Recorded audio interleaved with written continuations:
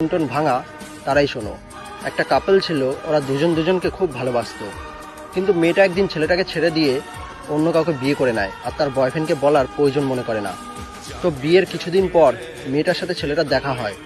তখন মেয়েটা ছেলেটাকে গিয়ে বলে, আমি এই বিয়েটা করতে চাইনি, আমাকে এই বিয়েটা বাধ্য হয়ে করতে হয়েছে আমার পরিবারের জন্য, কিন্তু আমি আজও তোমাকে ভালোবাসি, তুমি আমাকে একটা সুযোগ দাও, আমি সব সামলে নেব।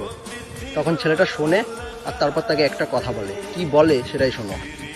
দেখেছি আমি তুমি কি সামলেছো, অন্য কারোর ঘর, অন্য কারোর বিছানা, অন্য কারোর কাপড়, অন্য কারোর ব্যাংক ব্যালেন্স। আমি তো এটা ভেবে তোমাকে ভালোবেসেছিলাম সারা জীবন পাশে থাকবে তুমি।